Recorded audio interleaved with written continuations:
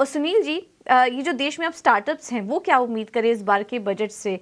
क्योंकि हम देख रहे हैं कि नीतियां तो काफ़ी सारी बनी हैं स्टार्टअप को बूस्ट करने के लिए, लेकिन टैक्स के फ्रंट पर क्या इस बार यंग जनरेशन कुछ एक्सपेक्ट करे? बहुत ज्यादा उम्मीदें हैं वित्त मंत्री जी से स्टार्टअप को लेकर, क्योंकि स्टार्टअप न केवल रोजगार दे रहे हैं इस देश को, जीडीपी में योगदान दे रहे हैं। और हमारे पास में जो यूनिकॉर्न है उनकी संख्या 125 से ज्यादा हो गई है और तीसरा सबसे बड़ा इकोसिस्टम डेवलप हो गया है। और आपको पता होगा स्टार्टअप इंडिया को शुरू हुए अभी 10 साल भी नहीं हुए हैं, इतनी ग्रोथ हुई है। उसका कारण है कि सरकार ने इसको दोनों हाथों से दिल खोल कर टैक्स पे छूट भी दी, बाकी सहूलियत भी दी स्टार्टअप इंडिया के माध्यम से। और पिछले साल भी हमने वित्त मंत्री से कहा था अपने बजट से पहले प्री बजट में कि जो 3 साल का टैक्स हॉलिडे मिलता है स्टार्टअप को धारा 80 आईएसी में, उसका सनसेट क्लॉज 31 मार्च 23 था, तो उसको बढ़ा दिया जाए। और शायद मैडम वित्त मंत्री ने हमारी बात सुनी और उसको 1 साल के लिए बढ़ा दिया था 31 मार्च 24। तो 31 मार्च 24 का फिर सनसेट क्लॉज है, वो एग्जेम्पशन खत्म हो रही है, 3 साल का टैक्स हॉलिडे। हम चाहते हैं कि वित्त मंत्री जी को आग्रह करते हैं कि इस लिमिट को, इस एटीआईसी को बढ़ाया जाए और कम से कम 2 साल का टाइम इसमें और दिया जाए। जब 10 साल पूरे हो जाएंगे स्टार्टअप इंडिया को 2015 से 2025, तब तक इसको हम बढ़ा दें।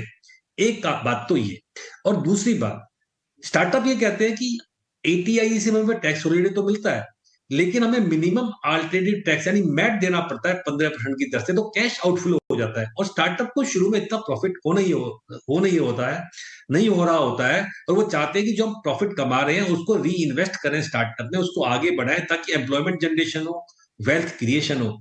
तो हम ये आग्रह करते हैं वित्त मंत्री जी से कि आप इसको मैट की धारा को घटा के, मैट की दर को 15% से घटाकर 9%, जो कि आप गिफ्ट सिटी में लेते हैं, उसी 9 दर मैट को 9% पे ले आए।